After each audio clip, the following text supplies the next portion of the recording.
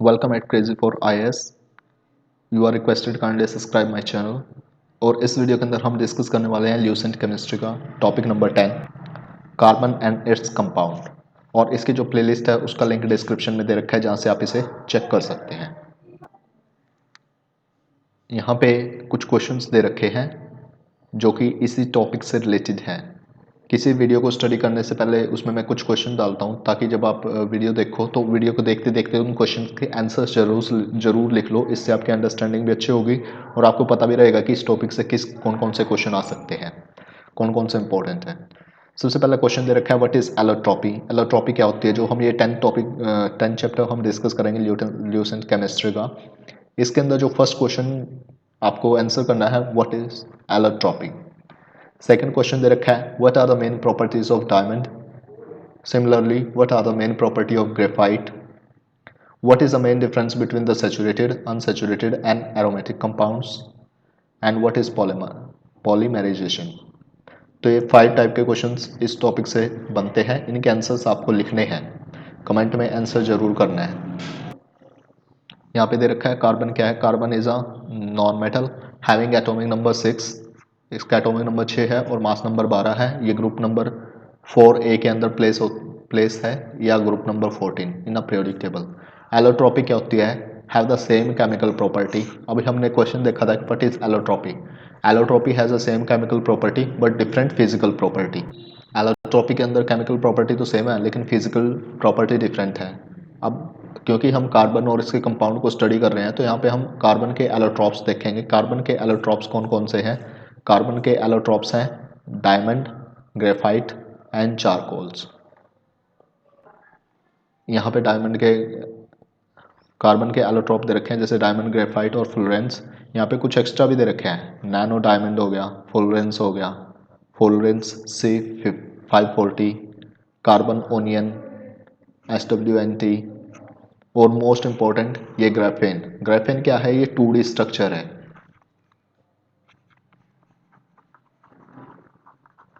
और सबसे स्ट्रॉन्गेस्ट है। इस वजह से ग्राफीन में IAS के एग्जाम में भी क्वेश्चन आते हैं कि जो एलोट्रोप है कार्बन का, ग्राफीन वो क्या है।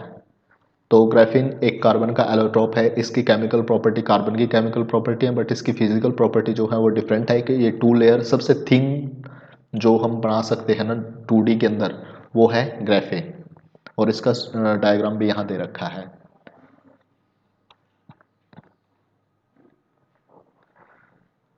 यहाँ पे बाकी आगे वही दे रखा है।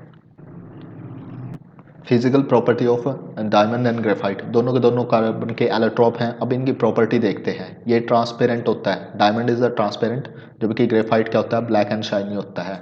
डायमंड बहुत हार्ड होता है, जबकि ग्रेफाइट सॉफ्ट होता है और स्लिपरी होता है। ये पुअर कंडक्टर है थर्मल कंडक्टिविटी का।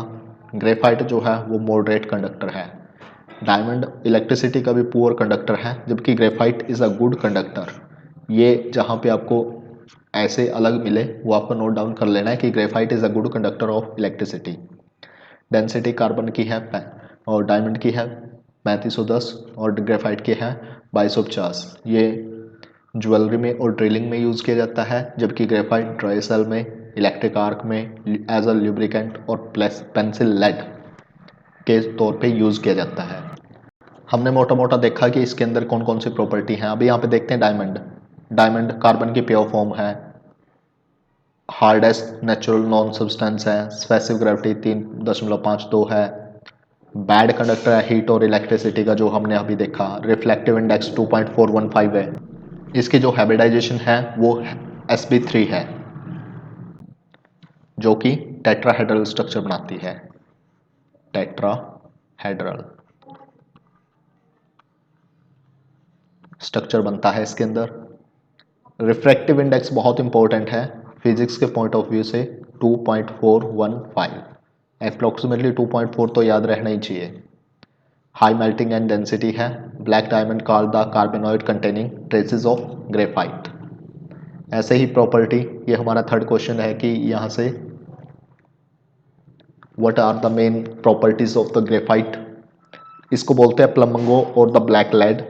इसकी जो प्रॉपर्टी है बेसिकली वो सॉफ्ट है, ग्रेसी है, डार्क ग्रेनिश कलर होता है इसका, crystal as a crystalline solid की फॉर्म में। It is a good conductor of heat and electricity, जो हीट और इलेक्ट्रिसिटी है उसका एक गुड कंडक्टर है। स्पेसिफिक ग्रेविटी 2.3 होती है। हैपेडाइजेशन sp2 है और हेक्सागोनल स्ट्रक्चर है। इसका जो स्ट्रक्चर है वो हेक्सागोनल स्ट्रक्चर है। ऐसे बेंजीन का स्ट्रक्चर होता है, इस तरह का जो स्ट्रक्चर है आगे फिर चलता जाएगा, हेक्सागोनल लेयर है। जो हमारा ग्रेफाइट है, graphite is more reactive than the diamond, और इसके जो लेयर है जैसे 2D लेयर है, इसके ऊपर एक और लेयर है और ऊपर वाली और नीचे वाली लेयर के बीच में जो है वो वीक वंडरवॉल फोर्स है। वीक वंडरवॉल फोर्स लाइनिंग को बनाने के लिए यूज़ किया जाता है, इलेक्ट्रोड को बनाने के लिए यूज़ किया जाता है, रिफ्रैक्टिव क्रूसिबल की मेकिंग में यूज़ किया, जो हमारे पेंसिल के लेड होते हैं वहाँ यूज़ किया जाता है। एंड मोस्ट इम्पोर्टेंट यहाँ पे रहा, moderator in the nuclear reactor as a lubricant in machinery और reducing agent in the steel manufacturing. यहाँ पे कुछ एमोर्फस फॉर्म दी गई है कार्बन की, वो कौन कौन सी है? Would charcoal, would charcoal would say obtain होता है। शुगर चारकोल शुगर केन से ऑब्टेन होता है। बोन और एनिमल चारकोल एनिमल बोन से ऑब्टेन होता है। और कोक चारकोल ये कोल से होता है, कोक चारकोल। हाइड्रोकार्बन्स, जो कार्बन के कंपाउंड आते हैं उनको हम जनरली हाइड्रोकार्बन्स के कैटेगरी के अंदर स्टडी करते हैं। The compound made of carbon and hydrogen atom only are called hydrocarbon, क्योंकि नाम के अंदर ही दे रखा है हाइड्रो एंड कार्बन। हाइड्रो क्या है? हाइड्रोजन से बना हुआ, और कार्बन से। जो हाइड्रोजन और कार्बन के कंपाउंड होते हैं उनको बोलते हैं हाइड्रोकार्बन। अब हाइड्रोकार्बन को हम कैसे क्लासिफाई करते हैं? हाइड्रोकार्बन को हम 3 एंगल से क्लासिफाई करते हैं। First is saturated hydrocarbon, second is unsaturated hydrocarbon and third is aromatic hydrocarbon. First is saturated hydrocarbon, the hydrocarbon in which carbon atom are singly bonded are called the saturated hydrocarbon. जहाँ पे single bond होता है ना,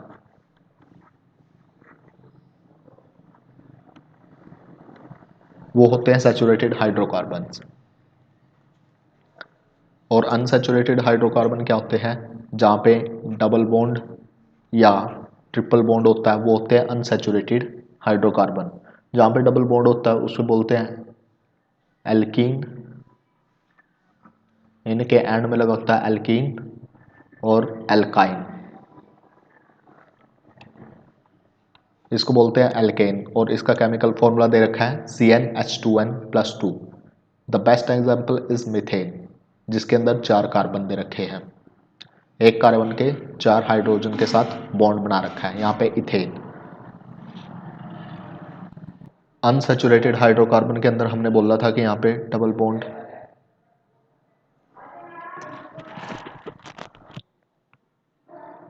unsaturated hydrocarbons, unsaturated hydrocarbons के अंदर क्या होता है? डबल बॉन्ड और ट्रिपल बॉन्ड होता है, एल्कीन और एल्काइन। जैसे यहाँ पे इथेन दे रखा है और प्रोपिन दे रखा है। ट्रिपल बॉन्ड के अंदर एल्काइन होता है, CnH2n-2।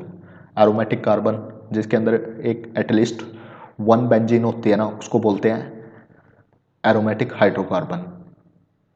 और इनकी जो स्मेल है वो प्लीजेंट स्मेल होती है, हैव अ स्वीट स्मेल, इस वजह से इसको एरोमेटिक कंपाउंड बोलते हैं। इसके एग्जांपल दे रखे हैं बेंजीन, नैप्थलीन, एंथ्रेंस।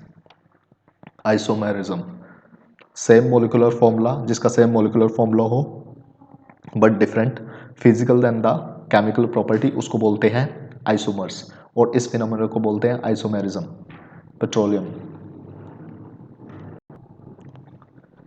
पेट्रोलियम के बारे में, जो रॉक से निकलता है, जो रॉक से हम ऑयल निकालते हैं उसको पेट्रोलियम बोलते हैं। ये डार्क कलर ऑयली लिक्विड होता है with offensive order found at the various depth in many region below the surface of the earth. It is also called the rock oil, mineral oil and the crude oil.